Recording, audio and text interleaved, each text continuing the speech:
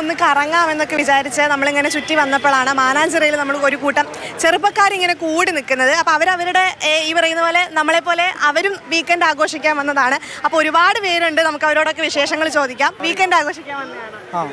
എവിടെയൊക്കെ പോയി? ലുലു മാളിൽ പോയി, കോഴിക്കോട്. അടിപൊളി, കറങ്ങാൻ വന്നതാണോ? ആണല്ലേ. എവിടെയൊക്കെ പോയി? ഇവിടെ ലുലുവില് പോയോ? എവിടെയാ പോണേ? ബീച്ചിലേക്ക്. അപ്പൊ ഇവരെല്ലാവരും കാപ്പാട് കനിവ് സ്നേഹതീരത്തിലെ അന്തേവാസികളാണ്. അപ്പൊ ഇവരുടെ ഈ വീക്കെൻഡ് ഒക്കെ ആഘോഷിക്കാൻ വേണ്ടി വന്നേക്കാണ്. അപ്പൊ നമുക്ക് പാട്ട് പാടിത്തരാനൊക്കെ ഇവിടെ ഒരുപാട് പേരുണ്ട്. പാട്ട് പാടണമെന്ന് പറഞ്ഞ് ഇങ്ങോട്ട് വന്നവരാണ്. അപ്പൊ ചേച്ചി, ശാന്ത ചേച്ചി അല്ലേ, എനിക്കൊരു പാട്ട് പാടി തരുമോ?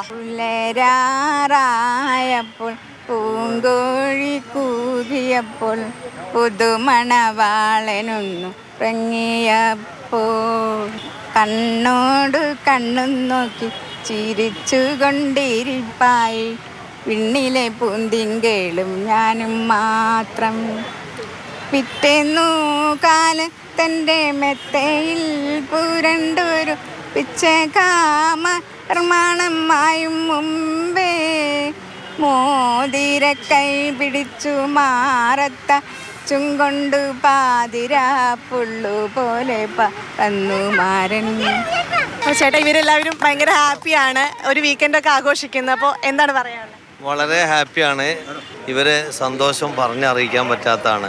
കാരണം നമുക്കറിയാം ആരാരും ഇല്ലാത്ത ആൾക്കാരാണ്.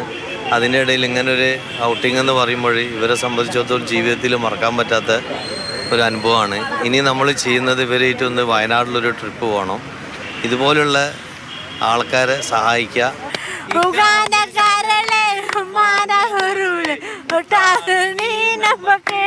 അപ്പോൾ അവരെല്ലാം അവരുടെ വീക്കെൻഡ് ആഘോഷിക്കാനുള്ള തിരക്കിലാണ്. ഇപ്പോൾ മാനാഞ്ചിറയാണുള്ളത്, ഇനി ബീച്ചിലേക്ക് പോകും. അപ്പോൾ ഇന്ന് ഫുൾ അവർ കറക്കമാണെന്നാണ് നമ്മളോട് പറയുന്നത്. ക്യാമറമാൻ ഷിജിൻ നരിപ്പറ്റയ്ക്കൊപ്പം CP അഖില, മാതൃഭൂമി ന്യൂസ്, കോഴിക്കോട്.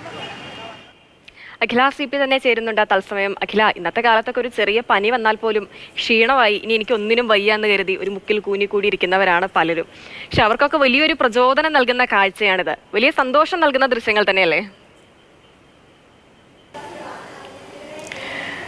അതെ, ഒരുപാട് സന്തോഷം നൽകുന്ന ഒരു കാഴ്ചയാണിത്. അതായത് ഇപ്പോൾ നമ്മളെയൊക്കെ സംബന്ധിച്ചിടത്തോളം ആഴ്ചയിൽ ഒരിക്കൽ പോലും പുറത്തു പോയില്ലെങ്കിൽ നമുക്ക് മടുപ്പ് സംഭവിക്കുന്ന അല്ലെങ്കിൽ മടുപ്പ് വരുന്ന ആളുകളാണ്. അതുപോലെ തന്നെയാണ് അവരുടെ ശാരീരിക ആരോഗ്യത്തെ പോലെ തന്നെ അവരുടെ മാനസികാരോഗ്യം കാത്തു സൂക്ഷിക്കേണ്ടതിൻ്റെ ഒക്കെ ഉത്തരവാദിത്തം അവർക്കുണ്ട്. അപ്പോൾ ഇത്തരത്തിൽ കാപ്പാട് കനിവ് സ്നേഹതീരത്തിലെ അന്തേവാസികളാണ് അവർ. അപ്പോൾ അതിൽ ശാരീരിക ബുദ്ധിമുട്ടുകൾ നേരിടുന്ന ഒരുപാട് പേരുണ്ട്. അപ്പോൾ അവരുടെ മാനസികാരോഗ്യം കൂടെ പരിഗണിച്ചിട്ടാണ് അധികൃതർ അല്ലെങ്കിൽ കാപ്പാട് സ്നേഹതീരം ഇത്തരത്തിൽ നടത്തുന്ന ആളുകൾ ഇവരെ കൊണ്ടൊരു യാത്ര പോകാമെന്നൊക്കെ തീരുമാനിക്കുന്നത്. അപ്പോൾ വളരെ, അതായത് ഞാൻ അവിടെ ചെന്നപ്പോൾ ഏകദേശം 4 ചെറിയ ആംബുലൻസുകൾ മാനാഞ്ചിറ ഭാഗത്ത് നിർത്തിയിട്ടുണ്ട്. അപ്പോൾ ഈ 4 ആംബുലൻസുകൾക്ക് പ്രത്യേകത എന്താണെന്ന് വെച്ചാൽ ഈ ഇത്തരത്തിൽ നടക്കാൻ സാധിക്കാത്തവർക്ക്, നടക്കാൻ ശേഷിയില്ലാത്തവരെയൊക്കെ ഇത്തരത്തിൽ ചെറിയ ആംബുലൻസുകളിലായിട്ടാണ് കൊണ്ടുവന്നിരിക്കുന്നത്. അപ്പോൾ ആരെയും മാറ്റി നിർത്തിയിട്ടില്ല, എല്ലാവരെയും ഉൾക്കൊള്ളിച്ചു കൊണ്ടിട്ടുള്ള ഒരു ഭംഗിയുള്ള ഒരു യാത്രയാണ്. അപ്പോൾ നമ്മൾ അവരോടൊക്കെ സംസാരിച്ചപ്പോൾ അവർ ഭയങ്കര ഹാപ്പിയാണ്. അപ്പോൾ ലുലു മാളിൽ നിന്നാണ് അവർ മാനാഞ്ചിറയിലേക്ക് വരുന്നത്. ഇനി അവർ അവിടുന്ന് ബീച്ചിലോട്ട് പോകാൻ നിൽക്കുക. അപ്പോൾ ഈ